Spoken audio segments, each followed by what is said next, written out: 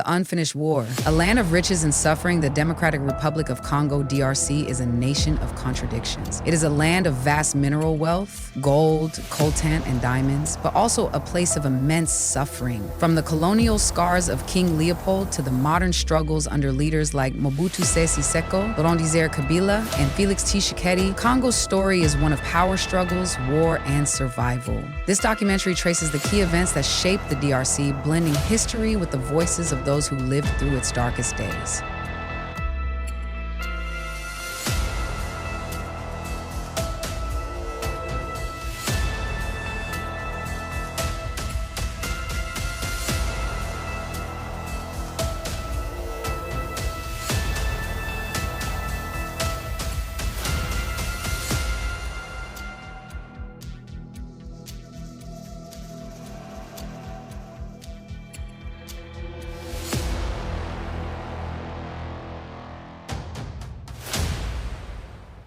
The fall of Mobutu and the rise of Kabila in 1996-1997. In 1996, a storm was brewing in Zaire, now DRC. For over 3 decades, Mobutu Sese Seko had ruled with an iron grip, turning the country into his kingdom. But his time was running out. Rwanda and Uganda, driven by security concerns and ambitions for control, found their man, Laurent-Désiré Kabila. With Rwandan and Ugandan military support, Kabila led the Alliance of Democratic Forces for the Liberation of Congo, AFDL. His forces swept across the country, seizing Goma, Bukavu, Kisangani, and eventually Kinshasa. On May 17, 1997, Mobutu fled into exile. Kabila renamed the country the Democratic Republic of Congo, but victory came at a cost. His new allies soon turned into his enemies.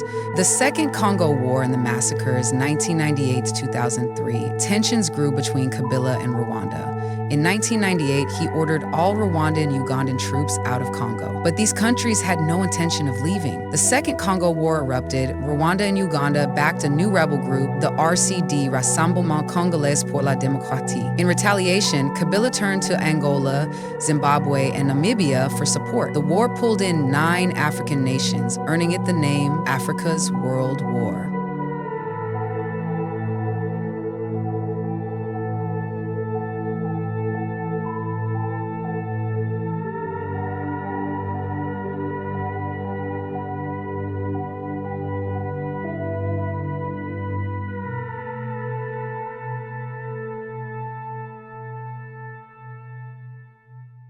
Massacres followed. Kasika Massacre, 1998, over 1,000 civilians were murdered in retaliation attacks. Makobola Massacre, 1998, hundreds of Banyamulenge, Congolese Tutsis, were slaughtered. Rwanda Massacre, 1999, civilians were executed by Kabila's forces. In 2001, Kabila was assassinated by his own bodyguard, marking the end of his rule. His son, Joseph Kabila, took over. The struggle of the Banyamulenge. The Banyamulenge, a Tutsi-speaking community in South Kivu, had lived in Congo for centuries, yet they were seen as foreigners. During the wars, they were targeted by both Mai Mai militias and Hutu rebels, accused of being spies for Rwanda. When the First Congo War began, many Banyamulenge fighters allied with Rwanda to overthrow Mobutu.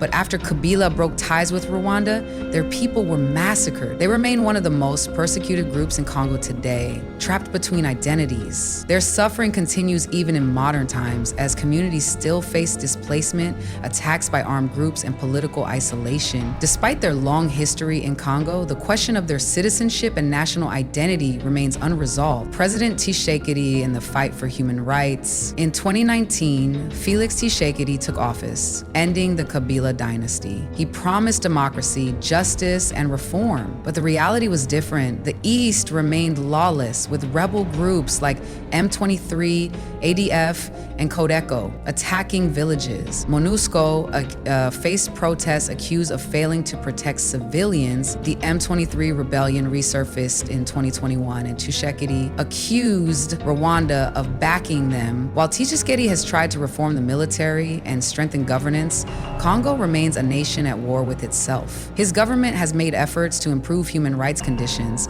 but challenges remain due to corruption, weak judicial institutions, and continued armed conflicts. The role of the United Nations in Congo. Since 1999, the United Nations Organization's Stabilization Mission in the DRC, MONUSCO, has been deployed to protect civilians and help stabilize the country. However, many Congolese view it as ineffective. UN bases were close to attacks but failed to intervene. Civilians in Beni and Goma protested, demanding MONUSCO's withdrawal. In 2022, Tshisekedi called for MONUSCO to leave, saying it had failed.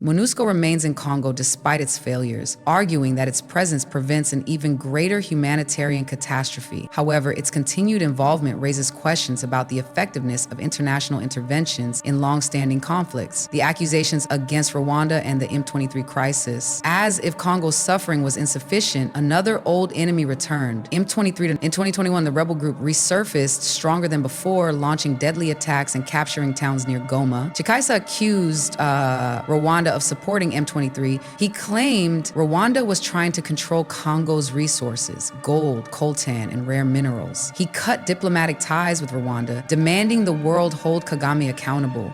Rwanda denied the accusations, but evidence continued to emerge. M23's resurgence has fueled further instability, with thousands of people displaced and the possibility of a larger regional conflict growing.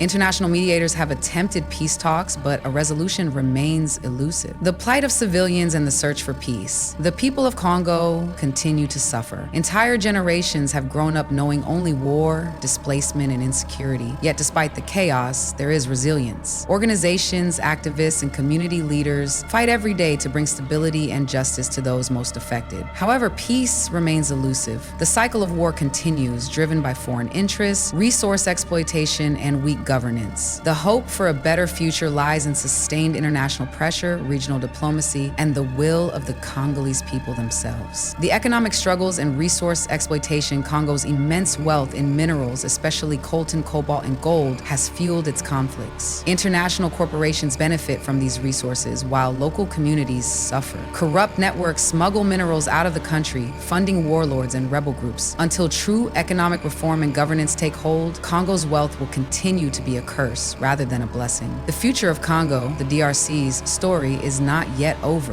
The cycle of war, exploitation, and suffering continues, but so does the resilience of its people. The world watches, the UN stays, and Congo fights to reclaim its peace. But will it ever be free from its past? Only time will tell. This documentary aims to shed light on the forgotten voices of Congo, the silent cries buried under war and politics. It is a story of power, betrayal, survival, and an unfinished war that still rages on in the heart of Africa.